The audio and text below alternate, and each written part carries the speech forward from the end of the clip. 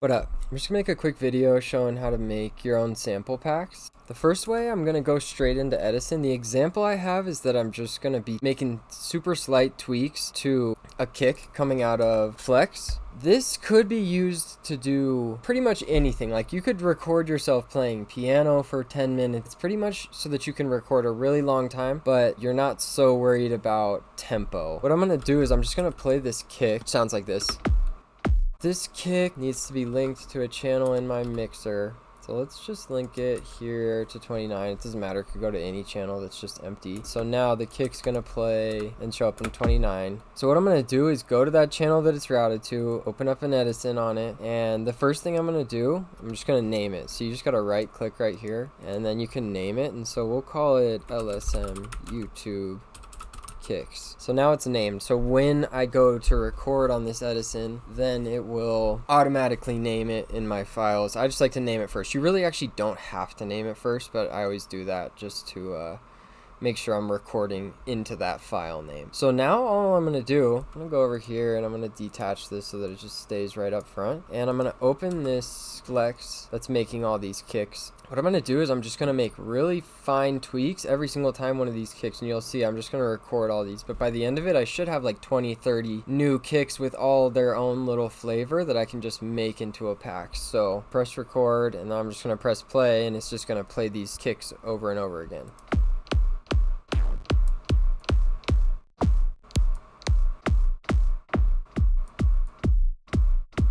Okay, so now, as you can see, we just recorded whatever amount of kicks right here, a bunch of kicks, and they all have their own little tweak to them. And so now I'm just gonna go make a folder. So I have a folder over here called FL Sound Design, but now if I just go right click and press open, it brings up every folder in that pack. And I already created one, but you just create a folder like anything. We got LSM Sound Design, YouTube, and I actually need to add this kicks pack. So I'm just gonna create a new folder inside of here. I'm just gonna call it kicks.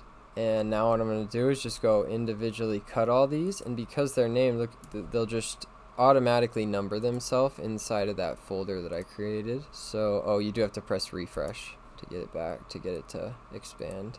So there's my kicks folder that I just made, and now I'm just going to start dragging kicks in there. I really, because they're just one shots, I don't really care how long the tail is, but I'm going to try and make the tail short on all of them. So just go cut all these.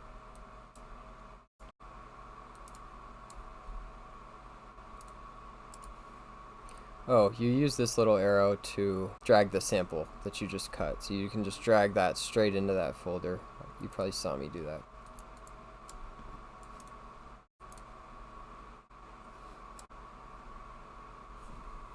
Alright, so chopped them, and now we got 18 kicks in here, automatically numbered just because I recorded them, like I said, into that file name. And so now I have these. They're not the greatest kicks, but you get the point. Yeah, there's a million different ways to use that technique I just did. So the other way to do this is a little bit trickier, but nothing crazy. It's if you want to record a timed loop, because the only problem with recording into Edison is it's not going to stop right at that loop point. You would definitely have to go in and time stretch it a little bit more meticulously. So sometimes you want your loop to end right on that loop point. There's just one extra step. And so what we need to do, I made this super simple, just drum loop real quick, just a drum beat.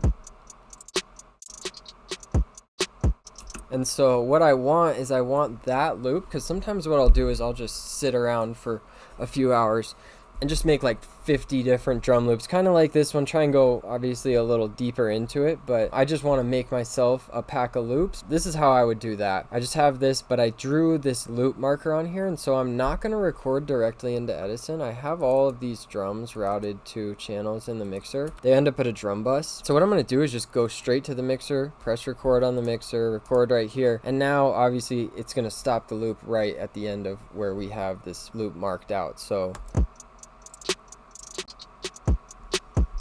I just recorded all of that to just a single channel of audio instead of it being all this MIDI and audio clips and stuff like that. Now it's all just in one place. And now what I can do is the same, pretty much the same thing I just did. I'm just going to make a quick folder in here. So right click YouTube, open, add a folder. We're just going to call it drum loop added, refresh, and so now drum loop shows up right here. You can't just drag this thing straight there. It gets confused because it wants to put it in a different place, and so you can't just grab it. And so what you have to do is you have to go back to that Edison that you were using, or it could really be any Edison, but I'm just going to use that same one that I was just on. I'm just going to now, instead, I'm just going to drag this drum loop over to the Edison. You can see it's named kind of crazy, and I want to be a little bit more organized than that. I'm going to just call this LSM YouTube drum loop. Usually I would probably put the tempo of the loop, just makes it a little bit easier. There it is. Now it's all nice and named, and now we can get it organized by just dragging and dropping it over into drum loop over here. And now it would just be make a new drum loop right here. You get practice making drum loops. In the end, you get a nice recording of the drum loop that you made. And so you want to use that technique for anything that you need to be like on tempo, or you want to label a BPM on it or something like that. I would do it that way. And obviously this loop could be like a lot longer. Like we could loop it here and do a whole MIDI section or something like that. That would be a good like beat starter loop or something like that. I think that's it. Let me know if you got any questions. Hit me up. Peace.